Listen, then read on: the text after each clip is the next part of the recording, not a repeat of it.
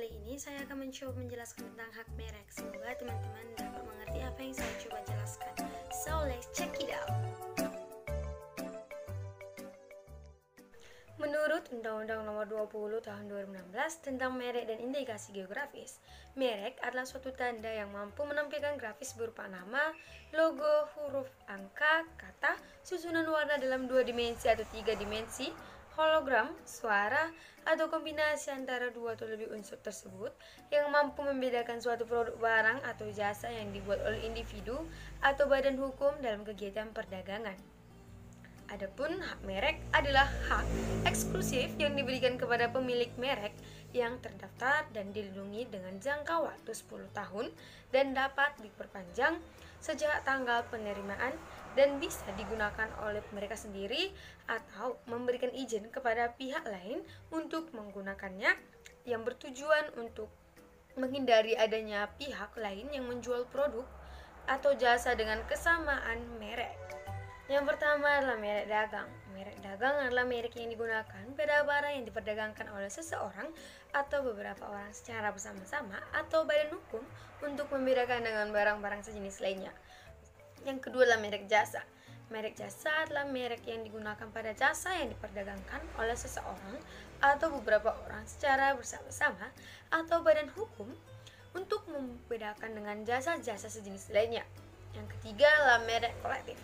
Merek kolektif adalah merek yang digunakan pada barang atau jasa dengan karakteristik yang sama dan diperdagangkan oleh beberapa orang atau badan hukum secara bersama-sama untuk membedakan dengan barang atau jasa sejenis lainnya. Yang keempat adalah merek fungsional.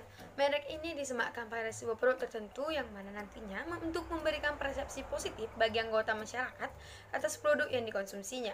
Jadi, merek ini lebih kepada mewakili dari sebuah produk. Misalnya, saya mendirikan sebuah jasa pengiriman yang bernama Faster. Orang lalu mengenal jasa pengiriman Faster sebagai jasa pengiriman yang tercepat dibandingkan jasa pengiriman lainnya. Maka, boleh dibilang saya telah berhasil membangun merek fungsional bagi bisnis saya tersebut.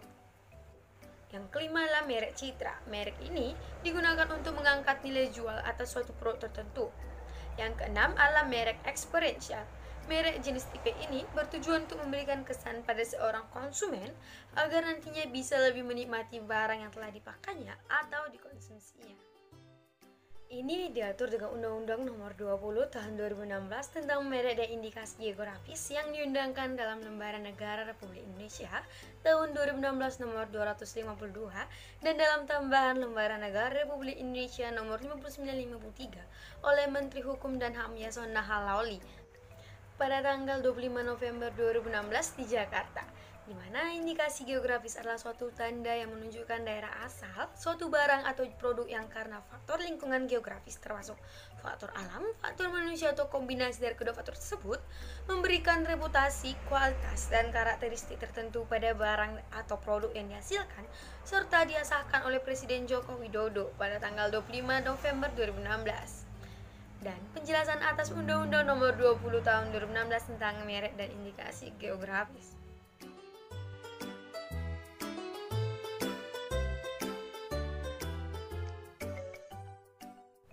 Seperti tidak memiliki tanda pembeda.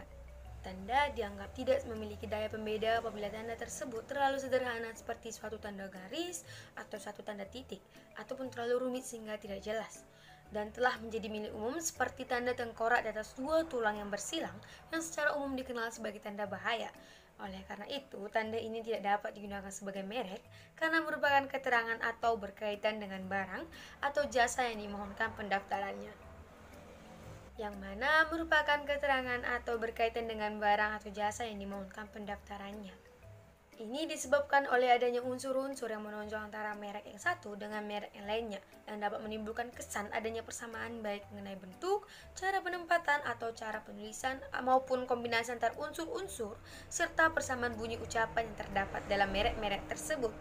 Yang mana pengertian merek terkenal dilakukan dengan memperhatikan pengetahuan umum masyarakat mengenai merek tersebut di bidang usaha yang bersangkutan. Reputasi merek tersebut yang diperoleh karena promosi yang gencar-gencarnya dan besar-besarannya dilakukan. Investasi di beberapa negara dunia yang dilakukan pemilik merek serta bukti pendaftaran merek yang disebut di beberapa negara. Ini dilakukan oleh pemilik merek terdaftar atau penerima lisensi merek terdaftar, di mana tergugat adalah pihak yang secara tanpa hak menggunakan merek yang mempunyai persamaan pada pokoknya untuk barang atau jasa sejenis, di mana gugat diajukan ke pengadilan niaga, yang mana di sini si pemilik merek terdaftar atau penerima lisensi merek terdaftar dapat menuntut ganti rugi atau penghentian semua perbuatan yang berkaitan dengan penggunaan merek tersebut. Begitu menerima secara resmi putusan, Menhukam mencoret merek yang bersangkutan dengan memberi catatan tentang alasan dan tanggal pembatalan atau penghapusan tersebut.